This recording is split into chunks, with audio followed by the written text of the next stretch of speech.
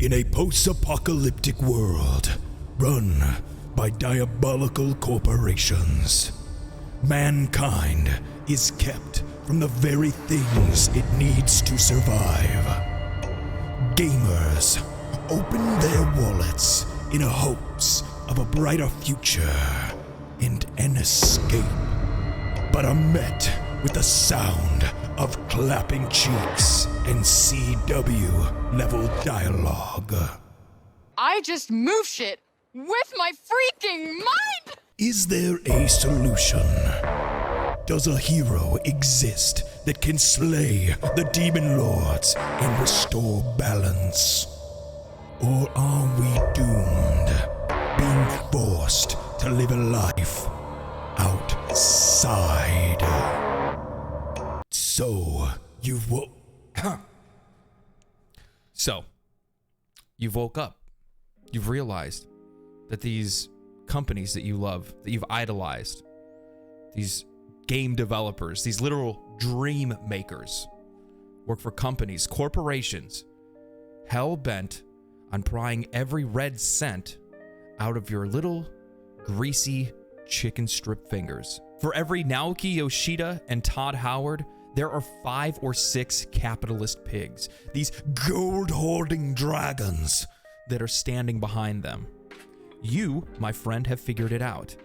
Modern gaming is dead, or at the very least, it's dying. Games are killed by cut content, rush deadlines, made for marketing purposes where they're targeting an audience rather than targeting to make a good game. Worst of all, everyone rushing to make the next live service title, stuffing games with microtransactions, whether they're pay for power or cosmetic.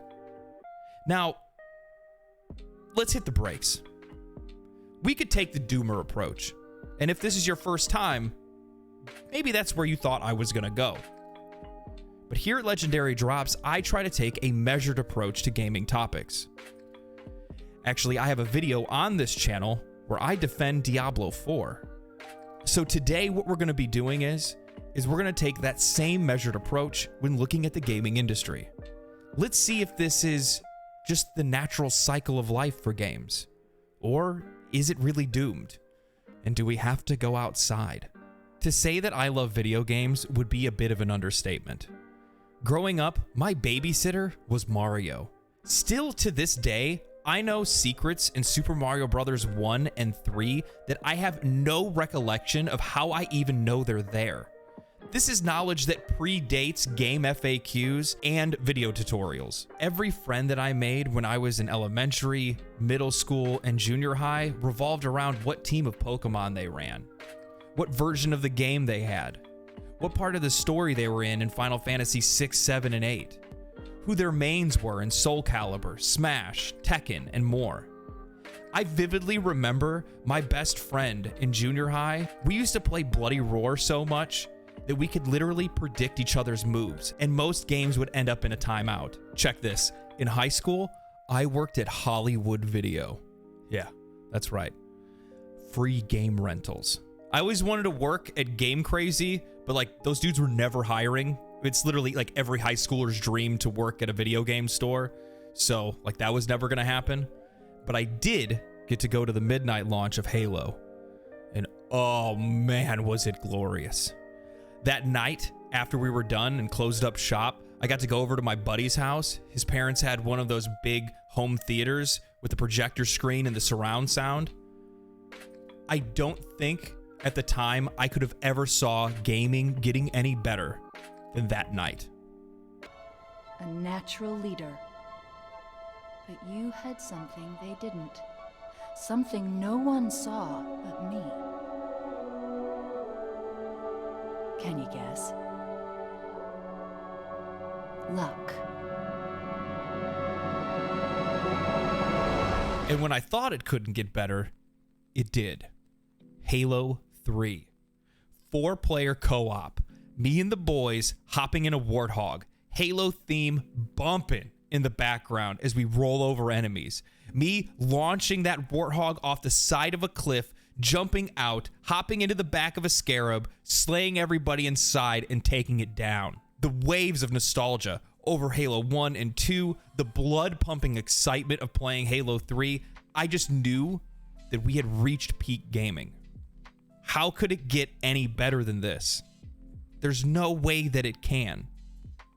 For the most part, it didn't. Over the last year, I have seen video after video come out talking about how modern gaming is dying. And honestly, I can't see how you wouldn't be able to see it any other way.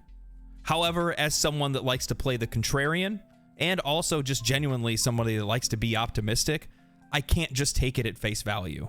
I have to look deeper.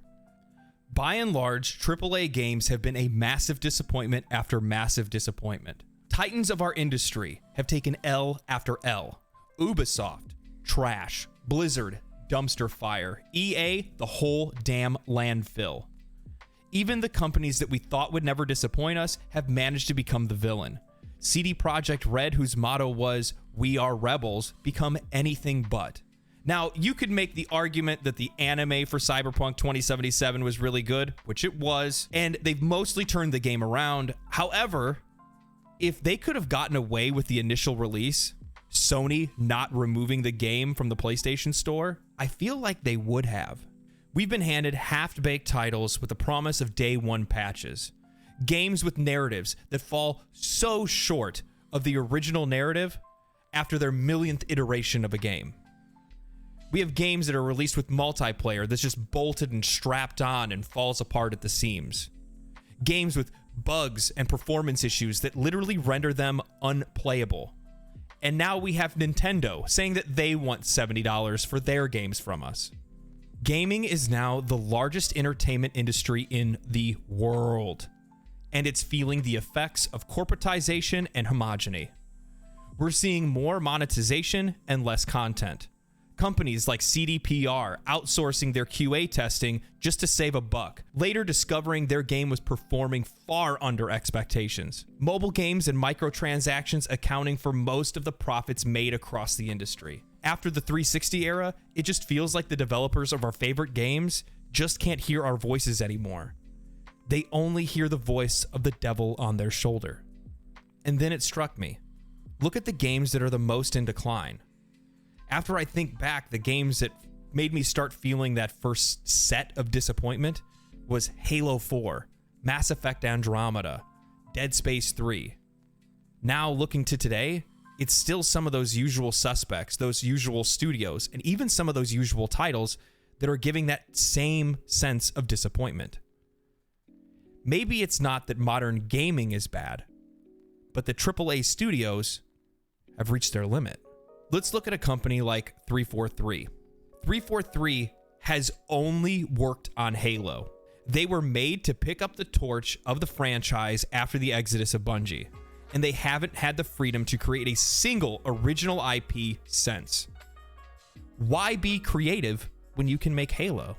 All I imagine is a group of developers creatively suffocated by the expectations of both fans and Xbox shareholders.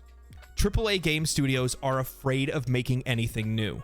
They've built their lives and empires on titles like World of Warcraft, Assassin's Creed, Call of Duty, Gears of War, FIFA, Madden, and Halo.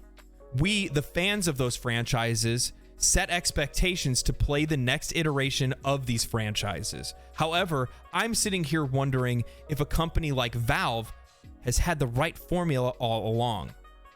Maybe threes are actually a curse, and forcing yourself to recycle the same content over and over only leaves fans of the franchise feeling more disconnected and you falling short of the expectations set by the earliest iterations of the franchise. Tell me, how do you make a game that outdoes the first 3 Halo games? How do you make an MMO more impactful than World of Warcraft at its peak? How many times can you catch lightning in a bottle with Final Fantasy? Looking at 343, I'm just thinking about the changing of hands alone. You don't even have a quarter of the people that were there when the franchise was birthed. How are they supposed to make a game like Halo ODST? Or how are they supposed to make a game like Halo 2?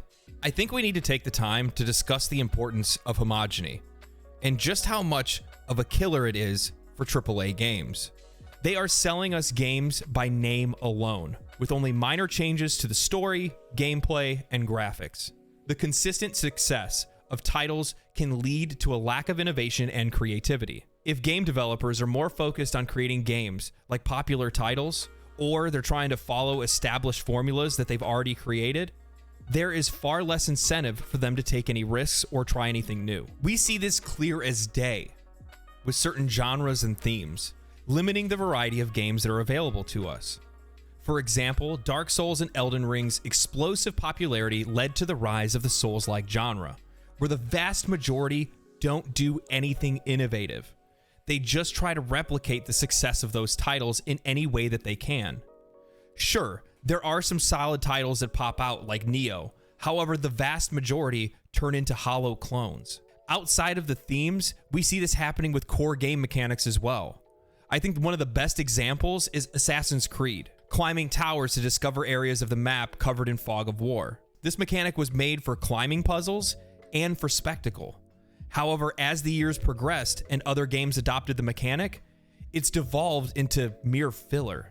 We've seen the same thing happen here on YouTube. One creator develops an idea, it becomes popular, others try to emulate it, and over time, viewers find the content less and less genuine and entertaining. Now, don't get me wrong. I think that stealing from other developers is great. It's how the industry moves forward. However, you have to take those games' mechanics and genres and improve on them. I think Blizzard used to be a great example of this. They've done it throughout most of their games. However, and as we can see with them, they tend to get lazy. They stop innovating. They stop trying to do anything different. They just take something and don't improve on it. Most modern AAA studios are robbed of creativity. They're grasping at straws trying to figure out how to breathe life into the cold, dead husks of a franchise that need to somehow appeal to cross-generational audiences.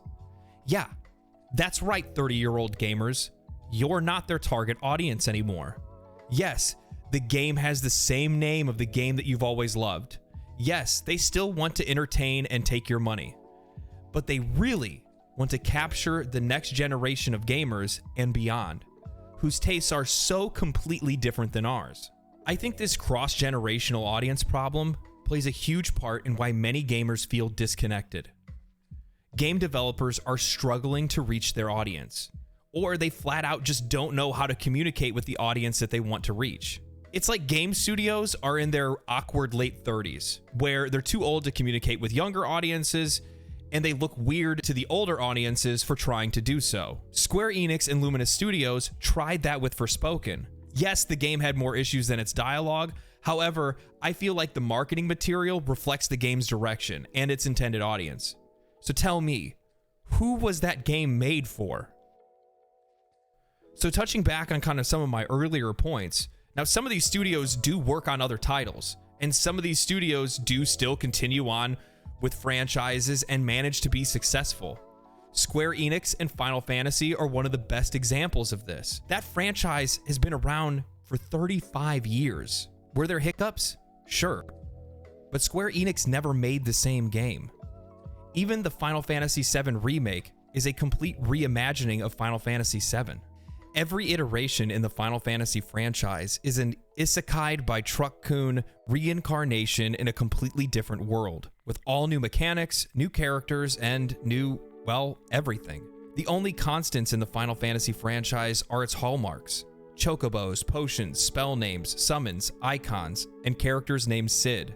Square Enix allows their employees the freedom to be creative, and that's just something that's missing all across the AAA games industry. I think Bethesda and Obsidian are another really, really good example of this. Yes, they make Fallout. Yes, they make Elder Scrolls. However, they still realize that their employees need some creative freedom. And then we get games like Hi-Fi Rush and Grounded. Next, we're going to be seeing Starfield. Trying to make new things can be a very expensive and scary process.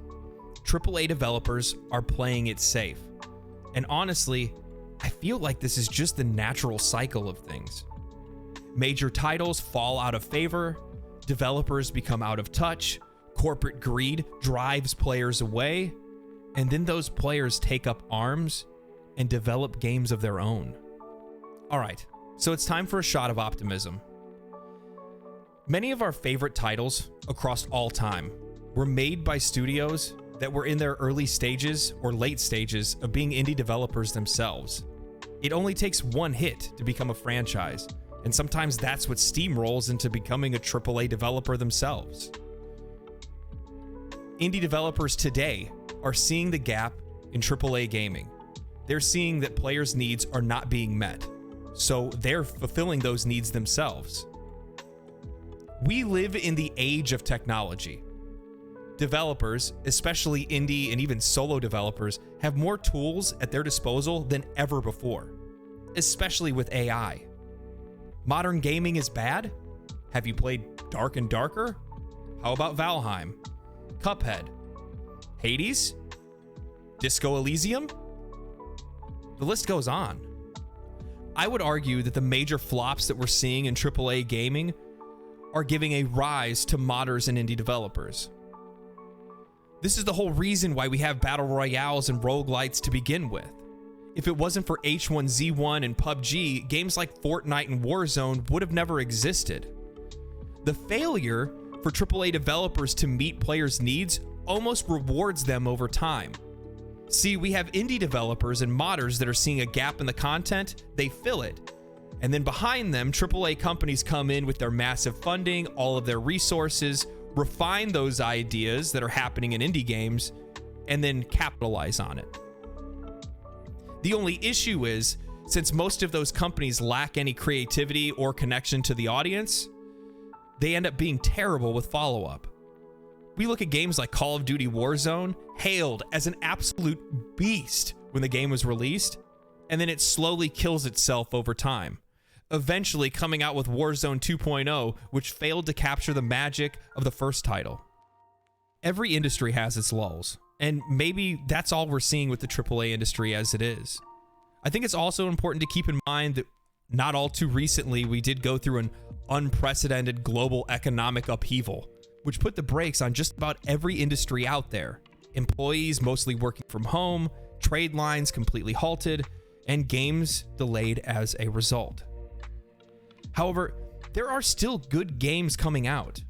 We've had Elden Ring, God of War, and now we've just had Hogwarts Legacy. Atomic Heart is a promising company's first title.